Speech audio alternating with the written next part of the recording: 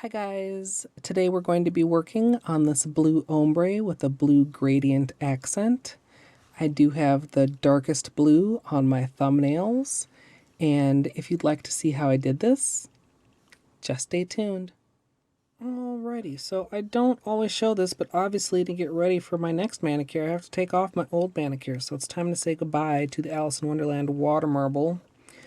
I actually had a little bit of lifting on a couple nails, which is usually the prelude to losing the whole nail's worth of polish, I should say, not actually my nail. And I stuck them back on with another coat of base coat and another top coat, but I can feel this thumb lifting again on the edge here. You can see I got the orange sticker right under there. So I thought I better take it off before I start losing them unintentionally. And I know some people really like the peel porn, so thought I might just stick it in here just for fun.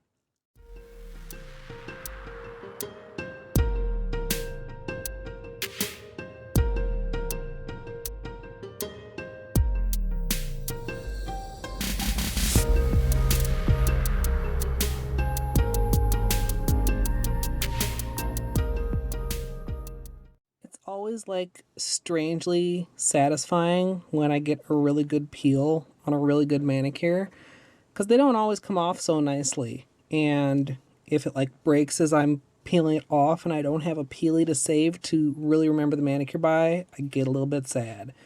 These came off really nicely. A lot of times I do need to hit my nails with just a little bit of polish remover to get any remaining polish off or any remaining base coat. I've actually got some polish on my finger right here from playing with some other polish, which you can see me thinning out all my old Urban Decay polishes in my Urban Decay Vintage Vault haul. That's what that's from. But yeah, I'll just get rid of any, like I have some under the edge here with polish remover. Go ahead and do my normal routine of exfoliating my hands and all that good stuff, and then move on to my next manicure, which as of right this minute, I don't know what it's going to be. So stay tuned for like 5 seconds and then you will know. Starting out with clean, dry nails now. I'm going to go ahead and apply my base coat. I'm using Ready for Takeoff, which is a peel-off base, and you can use whichever is your personal favorite. Before I start painting my nails, I'm just going to quickly go over the colors that I'm going to be using for the ombre and the gradient. They're all Zoya. We've got Snow White, which doesn't quite go with the color scheme, but I'll be working it in. The lightest blue is called Dory. The middle blue is called Mallory. And then the darkest blue is called Orion. And if you're wondering what the difference between an ombre and a gradient is, honestly, I frequently use the words interchangeably, but I remember seeing a blog post that talked about that for nails, ombre specifically is all the same color and actually, you know, the different shades of the same color across different nails. So sponging would be the gradient and across the different nails would be the ombre. But like I said, I frequently use them interchangeably. I don't think it's too terribly big of a deal if you do also. And I'm going to be painting each nail one of the colors, with the exception of the lightest blue, which I'm going to paint on 2 nails, because I'm also going to be using it as the base for my gradient.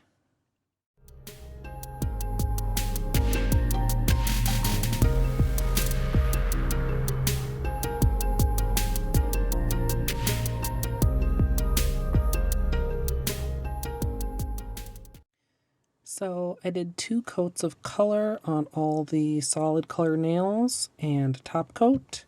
And now I'm going to prep around my ring finger with Simply Peel.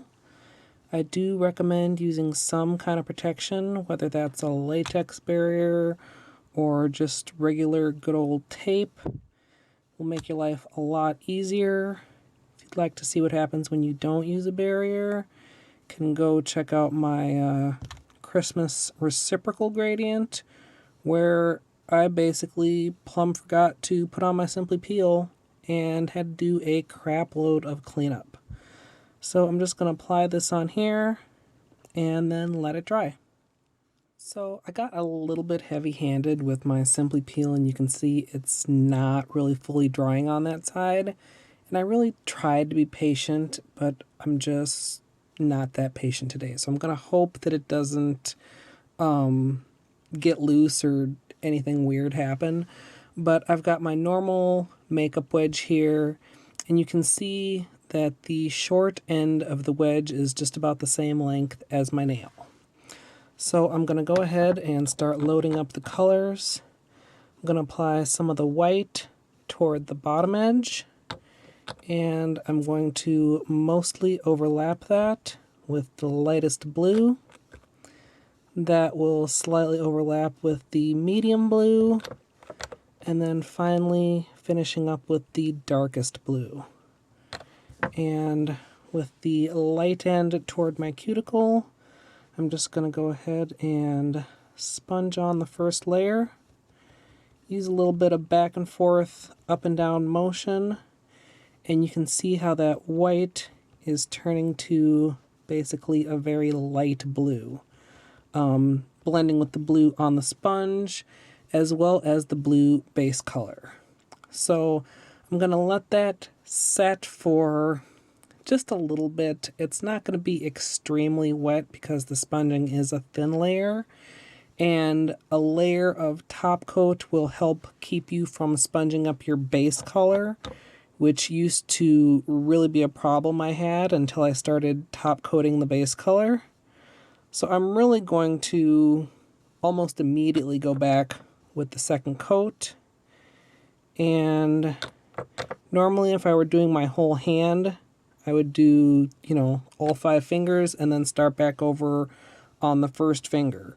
So even normally I don't let sponging dry for super long. And see how this blends out here. I think I'll do one more coat. Oh, I can see, not sure if you can, the latex is starting to peel a little bit there. Actually, I changed my mind. I was going to do another coat, but now I'm not. I think that's blended well enough, so I'm just going to grab the Simply Peel with my tweezers, remove it from around the edges, and I don't have much cleanup for this, but I'm just going to go ahead with some polish remover on my brush and really get in there at the cuticle. And a little bit around the sides where the Simply Peel didn't quite protect. And then I'm going to move on to my other hand.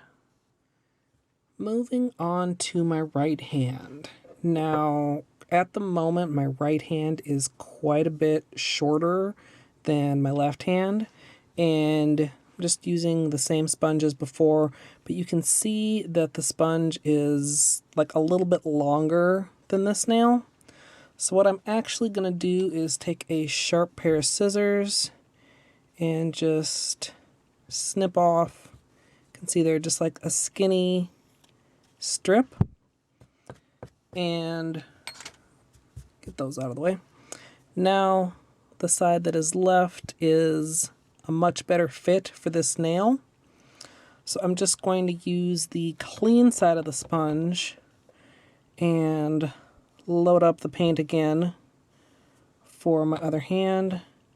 Again, overlapping the colors. Well, that was a bit much, and I spilled on my paper towel, but that's what the paper towel's for. Just to get the colors all on there, and then find a way that's comfortable for you to hold your hand.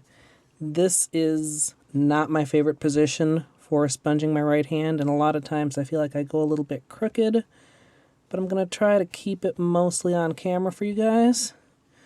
So there you can see we're fitting the same 4-color gradient onto a considerably shorter nail. And just going to do one more coat. And the reason my right hand is so much shorter right now is, I don't know, I've just been having a lot of peeling and a lot of bad luck. And like the other day, I had the end of a nail just like literally snap off. I don't even know where it went. And so I filed them a little bit shorter than they even were before that. So normally I would kind of hold my hand more like this and sponge from this angle. In fact, I think I might just do that. I know it's not the best camera angle, but just kind of dab dab until you get the gradient nice and smooth. And yeah, I think I can get away with just 2 coats on this hand also. I thought I might need 3 just to smooth things out. Sometimes with a gradient, the coats are not necessarily for opacity, but for getting a good blend. And since that is blended well enough, I'm just going to go ahead and remove the Simply Peel. Got a little bit more cleanup on this side than the other, so I'm just going to take care of that quickly.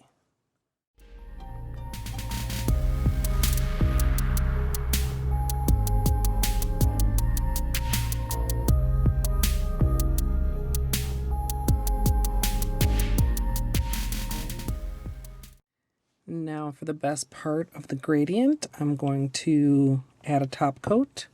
As usual, I'm using Sèche Vite, and with gradients, it's always like as soon as you add the top coat, everything smooths out even more.